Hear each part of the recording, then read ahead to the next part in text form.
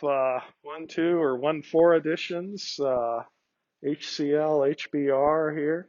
And then we have a couple of Diels Alder reactions. So here we just have butadiene, HBr, 1 equivalent, and that's what it implies there. Okay, we may not always say 1 equivalent, but if it's just shown as 1 equivalent, that's all we do.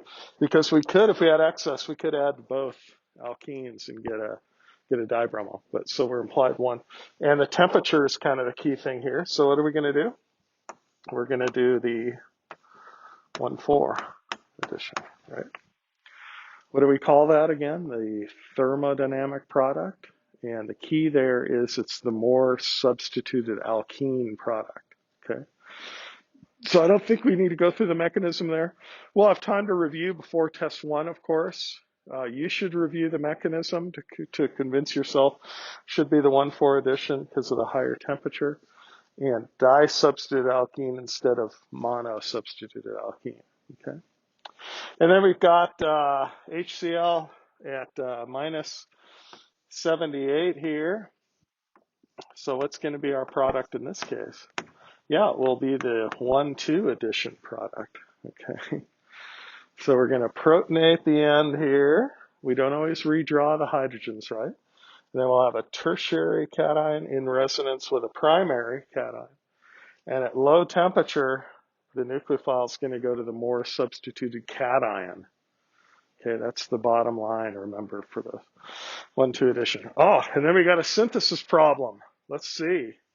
What's this tert-butyl OK thing? No, that's not OK. That's potassium T-butoxide, right? The bulky base that always does what type of reaction? Let's try to review that. That's a 351 reaction. SN2. A couple people giving me the victory sign for SN2, I think there. Okay, so what are we going to do? We're going to eliminate HCl here either from this side or from this side. If we eliminate over here, you see we'll get the conjugated diene. And that's why we're talking about that. So that's our intermediate there. We could eliminate over here, but that would be also a disubstituted alkene, but it wouldn't be resonance conjugated. When we eliminate here, we get the resonance of about 6 kcals per mole between the two alkenes that are conjugated. So that's our first thing. And then HCl, oh, it doesn't matter what the temperature is because this is a symmetric allyl cation. You can protonate either side, it's symmetric, and then trap either position of the allyl cation. Sometimes it doesn't matter, 1, 2, or 1, 4. So in this case, what's the product? It'll be this. And make sure you have the allylic chloride, okay? Don't have the non-allylic chloride form, okay? We protonate here to give the allyl cation, and then trapping on either end gives the same product there, okay? So you okay on those first 3 questions? Some people are nodding. Some people are nodding the other way. That's okay. But this gives you a little heads up to see how to work the problems there. Okay. Then we got Diels Alder. And remember with Diels Alder, we've got a couple things to remember here. Stereochemistry of the Dienophile is kind of the key thing there. If it's cis, it will go cis in the product, right?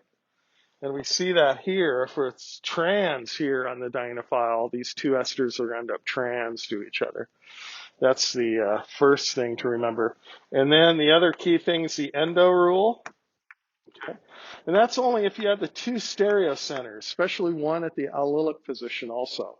And it's that relative stereochemical relationship between any stereochemistry coming from the dienophile and then on the diene at the allylic position, okay, that we need to worry about. And then today we'll get into the third aspect of the stereochemistry of the Diels Alder reaction. That's called the Regio Selectivity, okay. And that Regio Selectivity is something that's important there when you have an unsymmetric diene and an unsymmetric dienophile, and you don't know how they're going to come together. But we'll look at the resonance structures, and hopefully that'll make some sense. But those are the 3 aspects that I think make the Diels Alder reaction somewhat tricky. Okay, so let's look at it here. So there's our cyclohexene being formed and our aldehyde. Okay. Now here, notice there's no stereocenters at the allylic position, so we don't need to worry about the endo rule. This is a stereocenter, and it will form as a racemic product, DL. Okay.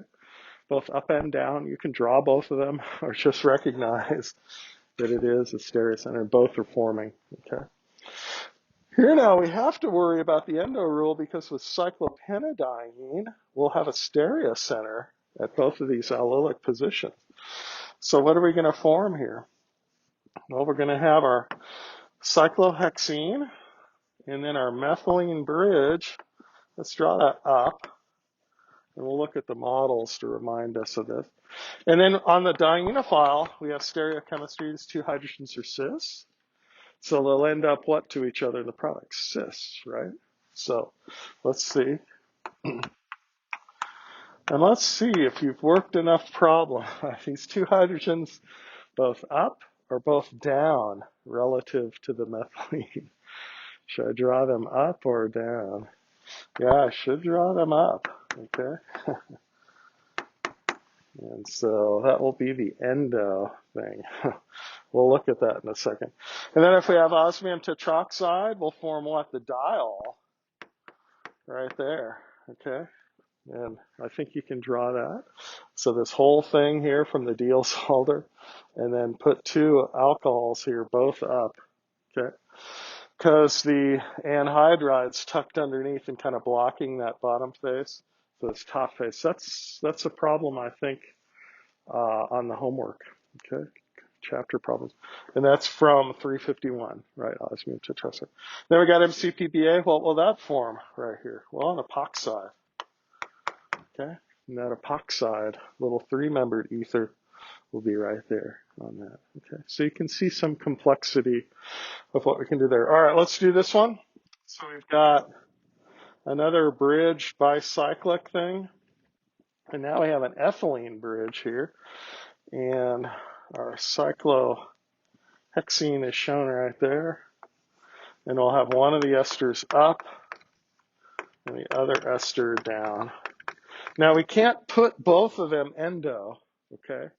Because one is, across. They're across from each other. So if you put one endo, that's fine underneath there, but you see the trans relationship right there. Okay. Maybe let's look at that transition state.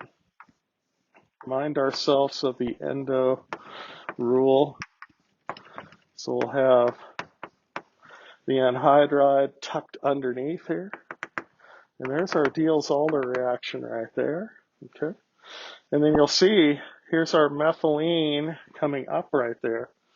And there's our two hydrogens that will be cis to each other and cis to the methylene in the bicyclic thing there. Okay. Now let's look at the models again. So here's our diene. Here's our dienophile. And I'll grab those with my hands where the sigma bonds are forming. And then you see the red ball is in the endo position. It's tucked underneath there. So you picture another one over here for the anhydride. It's got two things that are tucked underneath there. But that would be the endo. This would be the exo, which is not favored. That has the pi system of the dienophile out away from underneath the diene. So it doesn't benefit from that secondary orbital overlap. That's the basis for the endo rule. So if this is still tricky for you, make some models and engage with this physically. This is probably the trickiest aspect, I think, of the Diels Alder, this endo thing. So that's why I like to cover it a couple different times in a couple different contexts. Okay. Questions on any of that? All right. Very good. Let's get into this third aspect here, the Regio Selectivity. And what's that a consequence of? Let's give you a reaction, some context here. So how about if we have a methoxy butadiene? So there's a methyl ether on our 1,3 butadiene. And the methoxy ether, you see, is at this one position here. Don't worry about the nomenclature of those things. We haven't covered any of that. We'll do some nomenclature later, I think, in the aromatic chapter. But let's react this with Dienophile, acrolein, the unsaturated aldehyde.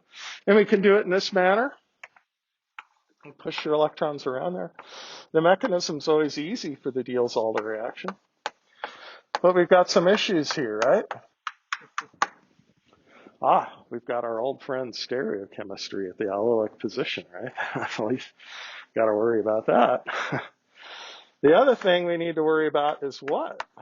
How about if we flip the aldehyde over like that? And so what would that look like for a reaction? Now we're keeping the methoxy butadiene in the same spot. So go ahead and push the electrons around there, same mechanism. But look, the position of the methoxy to the aldehyde is changed. Okay. Now these are affecting not only the regio selectivity of the reaction now, and it's because we have unsymmetric what? We have unsymmetric diene and dienophile. Okay? Both of them have to be unsymmetric to worry about this rule. Okay? Why? Because you see you have an aldehyde here and nothing here. And you have a methoxy here and nothing down here. So these two ends, there's no symmetry here. Okay? You don't always need to worry about this rule again. In fact, I consider this a more advanced topic even than the endo thing. It's a little easier to see, but oftentimes you got to do the endo rule and this regio selectivity issue. So what's governing this? So we call this first, let's look at this. So if the group here and here end up 1, 2 to each other, we call it the 1, 2 type product. If we flip it over and have the opposite regio selectivity, we have this group, what, 1 and 3 to each other. We can't get 1, 4 with this. And first of all, what do we call this group here? It's got a lone pair here. We've already talked about how this group here is an electron withdrawing group. And we've talked about the resonance there already by making this carbon, what, partially positive. And we'll have to look at what resonance structures of both of these to understand this. Well, what are we going to call this guy now on the butadiene? A donating group, right? And how is it donating? So, yeah, it is a donor group. This lone pair right here can donate in, okay, and make the diene more electron rich by resonance. Now, it's not always just an X group with a lone pair by resonance. It's also an alkyl group. If it's got a bigger alkyl group out there, that's also considered an inductive donor, okay? So it can be alkyl or nitrogen or oxygen, something with a lone pair that by resonance can donate in there. So which one do you think is going to be favored? 1, 2 or 1, 3? Yeah. 1, 2, okay. And why? We're going to have to look at the resonance structures, okay? And let's look at this one first here for the diene. And if we do that, we get this. You see a full charged species there. Everybody see that that's the resonance structure? I should draw a double-headed arrow for that. Okay. You see the lone pair came down, formed a double bond here, pushed the electrons over, and now we have an anion out on that. So there's our, partially negative charge here on the end of the donor. If the donor's at the 1 position, it makes the 2 and the 4 position more electron rich. You can see that. We could have stopped with the resonance structure right here with the negative charge there and the double bond here. Same thing, okay? It's making this end more electron rich. And we've already looked at the resonance structure of the dienophile. What will it look like there? Look like this. Okay. Now this is conjugated to a carbonyl, you see. So there we're pulling the electrons the other way to what? Put the negative charge up on oxygen. Now, we worry about sometimes, well, positive charge on oxygen. Well, that's from the lone pair, okay? Being able to resonance donate in there. That's okay, okay? It doesn't violate the octet rule or anything like that. Yeah, it's not beneficial to have a positive charge on an electronegative group. But temporarily, what this is doing is souping up the electron density at this position, okay? Due to that resonance overlap. And this, because the carbonyl is conjugated the other way, you see, this one's right on the carbon of the pi system. This one's conjugated to the carbonyl off the pi system. So there's a difference there, okay? Well, what do we have? We've got this plus charge here. And let's use this to do the Diels Alder, okay? You can consider a stepwise approach. Now, that's not what the mechanism is. The mechanism is a concerted mechanism. But you can use this to rationalize this Regio Selectivity. So let's just do that step right there. What are we going to get? OMe. We'll have our double bond there. And have our aldehyde there. So we just made this bond. Okay? And now you can see the rest of the Diels Alder. We've already moved the pi bond over here, right? That's where it ends up in the Diels Alder. And then move this down, move this over here. And then that goes directly to 1, 2. Okay? You can see how that works. Well, we ought to compare it to 1, 3. Let's see, can we do 1, 3 here? Well, if we have 1, 3, you see this is our partial negative end of it here. And this is our partial positive end right here. You can't really see it yet leading to 1, 3, but let's draw the resonance structures. That's what it would be right there, negative. And here would be what? Positive. Putting them together 1, 3 like this, let's see. We don't really have this here. Our plus charge is out here, you see. If we push that in there, we'd be pushing that, we'd have a negative charge next to a negative charge. Okay? Well, that's not going to work. We could go backwards here, put that electron density here, and that still would bring this back up here. The partial negative would be over here. You see, that's not part of the Diels Alder reaction. So here, you see, we've got the positive end with this resonance structure with the negative end of that resonance structure. And that rationalizes the 1, 2 product being major. Okay.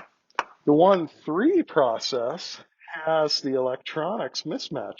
That's the partial positive end here. If we just stopped with that resonance structure and go back to our methyl ether there, we'd have a plus charge right there. That would be the resonance structure. And then plus with plus, that would be a problem. And then here, if we brought this back down, you see we'd have a negative charge right here. And so negative and negative would also be repulsive in that transition state. So the electronics, we say, are matched in the transition state with an unsymmetric diene and unsymmetric dienophile to give a 1, 2 type product. Okay. Now you can also get the 1, 4, but that's where you have a donor group at the 2 position. Let's look at methyl butadiene.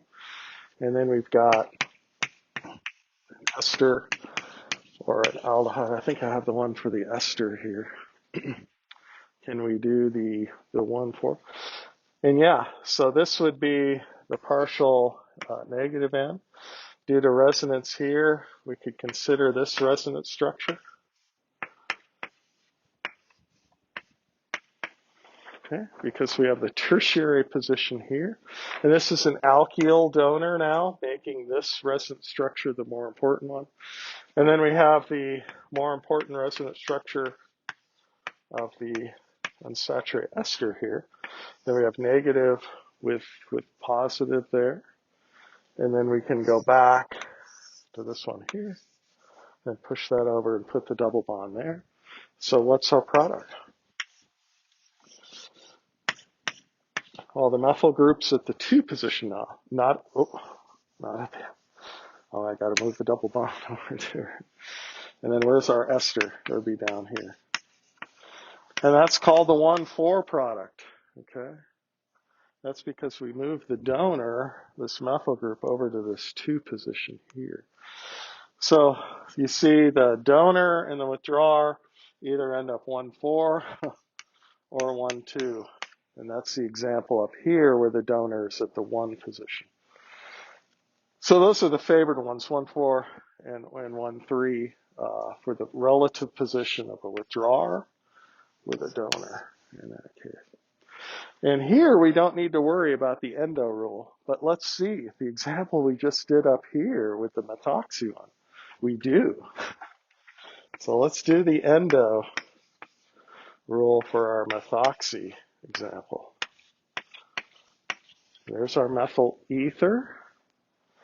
And notice our alkene geometry here is still E or trans. And then where do we put the aldehyde? Well, the aldehyde's going to be on this carbon tucked underneath. Okay. And that's endo to it. This hydrogen's right here relative to that hydrogen. So you can already tell it's the methyl ether and the aldehyde can end up cis or trans to each other in the product following the endo rule. Who says cis? Let's see. Nobody. Who says trans to each other? A couple. Are these hydrogens in the transition state cis or trans to each other? Who says they're cis to each other? Okay, yeah, quite a few kind of hesitate. Who says the 2 hydrogens are trans to each other? Okay. Let's draw the product with the same geometry here. Again, this is the problem on the upper board right there, right? There's where our methyl ether will end up, right there. Okay, and where will this hydrogen coming off here, and the aldehyde will still be down right there. And if we pull that out and look at the flat perspective of that, we'll have the methoxy down, right? Because that hydrogen is up. And what? Yeah, that aldehyde is down. Okay. So they'll end up cis to each other by the endo rule. And they're 1,2 to each other by the Regio Selectivity rule, looking at the resonance structure. That's a harder problem because it has those 2 aspects, Regio Selectivity and endo selectivity. Questions on that? Could go through the models and see that. And there are examples of that on ChemTube also, where the Regio selectivity is an issue. All right, let's look at some other examples here. Let's look at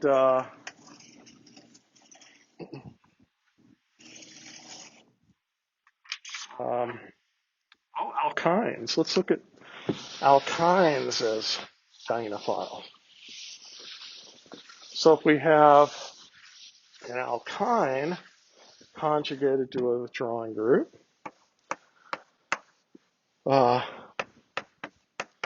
here's an alkynyl ester, triple bond there. And if we've got butadiene here, can do the Diels Alder right here. We've got an alkyne here, right? sp hybridized. And so let's see, we'll still have the ester here, methyl ester. Well, what about here? We just use 1 pi bond of the alkyne for the dienophile, right? The other one is still there. So this forms cyclohexadiene products. Okay. And do we need to worry about the Endo Rule or the Regio Selectivity issue? No, not at all. Okay. There's no stereocenters here. The molecule's flat. It's achiral. So you're off the hook there, but you can see it's got that positioning. Let's see, could we react it with another equivalent of butadiene? Yeah. So now the issue, though, is this hydrogen and the ester are cis to each other, right? And so what's our product look like? It'll be a bicyclic thing. The two butadienes on the side, and then where do we need the ester and the hydrogen? Well, right here. We can either draw them both up or both down. So I think that's the product there. Does everyone agree with that? Is the ester and the hydrogen going to be cis to each other? Okay. And the two alkenes. Okay. How about this approach? What if we have heterocycle? This is called furan. And let's react that with alkyne with two esters here. That actually makes it even more reactive dienophile because it's conjugated to two carbonyls. Let's just do the one Diels Alder reaction. So right here, here, and push the thing over there. Now we got that oxygen there in the ring already. We've got to be careful of. And I always just draw the cyclohexene product first. Okay. Because that's what the Diels Alder always forms. You should be able to always identify that cyclohexene product. And there it is. So where's the oxygen? It's going to be between these two. Okay. And let's see, we're only using one pi bond here, so the other's still there. And ester, I'm not going to draw out the esters again. But it's going to give that bridge bicyclic type structure there. And yeah, that would be the product. Okay. Using alkynes. All right, a different approach to working Diels Alder problems is to be given a product, and then you're asked, what were the starting materials? What was the diene and the dienophile that you used to make a certain product? So let's see here.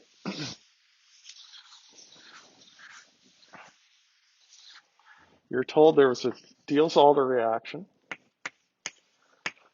and then there was a hydrogenation reaction. And you generated this product after hydrogenation. Oops. So can you fill in the Diels Alder diene and dienophile? And can you fill in the intermediate for the Diels Alder product? And then understanding where this went. Now, I'm kind of jumping ahead to a more complicated one, but we've seen these norbornene type products, right? And the norbornene usually gives an alkene over here, right? And they always involve cyclopentadiene as the Diels Alder diene. You can see the bridging methylene right there. So you can kind of work backwards here. Hydrogenation means what? The alkene that was the Diels Alder product went away. Remember, that's a reaction from chapter 9, I think, where we had different alkene reactions. We can hydrogenate or reduce those alkenes with hydrogen and palladium. So that alkene now is an alkane at that point. Now you should be able to see what the Diels Alder cyclohexene product embedded down there. Okay, that sometimes is a hard thing to see. So it means we work backwards here, and we must have put on the dienophile here on the right. That was an alkene. And our diene must have been here on the other 4 carbons of the cyclohexene type product. So hopefully you can see that maps on back to something that should look familiar, right? Cyclopentadiene. There's our methylene sticking up right there. And there's the 4 carbons of the butadiene reactive partner. And then what's our Diels Alder dienophile? Must have been this unsaturated ketone. Okay. So that's working backwards. And when you think about it backwards direction, that's called what? We have this open arrow here. Anybody remember the term planning a synthesis? Starts with an R. Retro, which means backwards. Retrosynthesis. And, we'll do more synthesis problems, and I'll show you the thought process here. But Diels Alder is kind of limited. We can either, form the Diels Alder alkene, and then we can do different things on that alkene. So I already showed you there's a couple homework problems with osmium and maybe even the MCPBA, the epoxidation. So that's a possibility. But mapping it back to the Diels Alder thing is kind of the trickier part here. Let's do another one here. This one's a little different. This one gives you a bicyclic product and asks you, how is this made using a Diels Alder reaction? Well, analyze the position of the cyclohexene, right? Well, here it is. It's that bicyclic system. Now let's apply the retrosynthesis idea here. What diene and what dienophile gave rise to this product? And you can just push the electrons in the opposite direction. Okay. Let's break this bond, push the alkene over, and break that bond. Okay. You could push them the other way. It doesn't matter. But we're breaking this bond here and this bond here at the allylic positions, right, on the Diels Alder alkene product. And if we do that, what do we get? We'll get a butadiene up there. We're still connected over here, and we still have this ketone here. And we have what? The dienophile right there. Okay. So this is not a cyclic starting material, but what do we call this in the forward direction? We have the diene and the alkene of the dienophile linked together with a tether. Okay. All the examples we've seen before are bimolecular, 2 things coming together. Now they're within the same molecule. We have another term for that. Anybody remember if it happens within the same molecule? Intramolecular, very good. Intramolecular reaction. These can be favored as long as the ring that's formed on the side here. Notice we formed 2 rings in this case, this intramolecular one. This is a 6 ring here, and the Diels Alder is a 6 ring. So that's actually especially favored because it's strain free, and it's unimolecular kinetics actually, because it's intramolecular in that case. And then there's other things we could do there, with what goes on there. We do have these relative positions here. We do need to worry about the Endo Rule. I'll let you worry about that. These will actually end up cis to each other. Okay. And that's by the Endo Rule. When you do the transition state, you want the carbonyl here of the ketone tucked underneath the diene. That will push the hydrogen up, and this hydrogen here on the diene in that position is also up. And that'll be coming out. Won't worry about that. Let's do another retrosynthesis problem. How about this? We'll kind of keep this same pattern here. How about this one?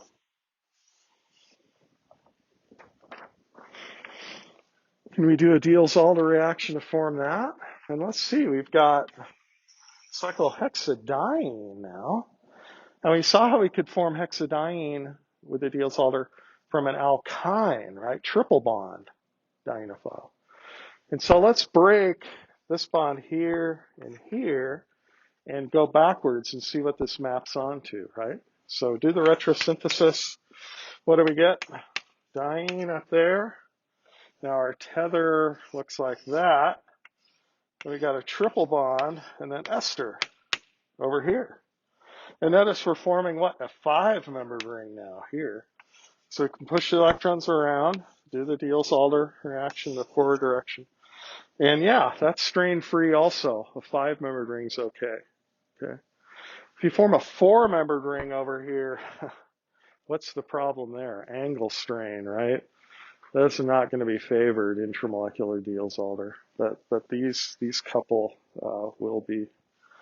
And we don't need to worry about the Endo Rule. There's only one stereocenter. It'll form in a racemic fashion.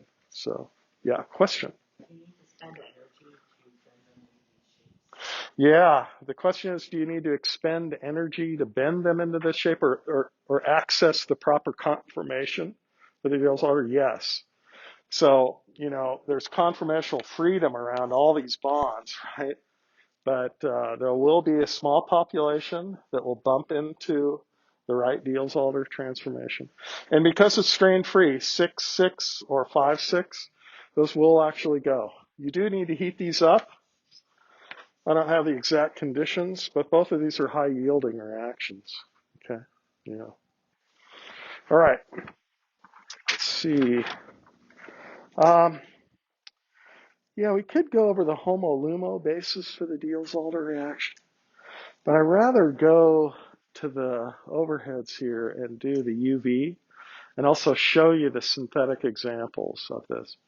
I could show you the homo-lumo explanation for the Diels Alder.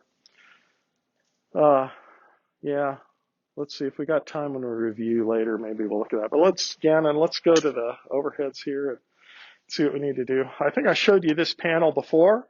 Seltamavir, that's the generic name for Tamiflu, the trade name for the antiviral agent, developed to combat the bird flu a while ago. It's a form of influenza. The mechanism is it inhibits sialidase. And this is this big blue protein here. That's on the virus. That's needed to hydrolyze a polysaccharide on the surface of host cells, endothelial cells in the air passages. That's where the infection usually starts there.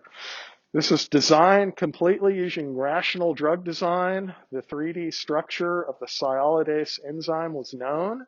The substrate for its substrate was known. So this drug was designed to fit into that active site pocket and be a tighter binder than the endogenous substrate. And that's a mouthful, but that's the basis of all drug design. Okay. You want to find a drug that binds more tightly to some receptor in the living cell that can inhibit that pathway, okay? Pathogenically, usually it's some rogue pathway that's out of control, and that holds for cancer as well as for infections from bacteria or viruses. You want to inhibit a pathway. And so this drug here, and then we see the Diels Alder reaction right here, unsaturated trifluoromethyl acrylate ester. And it forms one stereocenter there. The diene is a simple one. We don't need to worry about the Endo Rule. How come we get one enantiomeric form here? 97% enantiomeric excess. Just the one stereocenter shown here. And that stereocenter dictates all the other stereocenters that are formed in the product. Obviously, more steps go on. But notice this is a chiral catalyst. We're not going over those aspects. That's an advanced topic for Chem 553. Take advanced OChem if you want to learn more about that. But conceptually, you can see why. This is Lewis acidic. It activates the carbonyl, lowers the energy needed for the Diels Alder reaction. And that chiral catalyst is in proximity to these bonds as they form. And that controls the stereochemistry right there. Anyway, that's a modern example. The first examples, applications of the Diels Alder reaction, done by R.B. Woodward in the 1950s. Remember, I told you the Diels Alder was developed in the 1920s. It kind of languished in obscurity for a long time until Woodward showed you could use it to make these polycyclic systems. This actually becomes the D and the C ring of cortisone. And for the 1950s, that's a Herculean synthesis. It's about 20 more steps here to go here. He investigated quinones as Diels Alder dienophiles. You notice the methoxy group's a donor on this side. And the two carbonyls over here are withdrawing groups on that side. So that's where it actually reacts over here. And the other thing to notice is this methyl and this hydrogen on the quinone are cis to each other. Okay. He can isomerize that with base over to the thermodynamically favored trans linkage there. But the initial Diels Alder diene reaction gives the cis like we've been talking about there. But obviously many more steps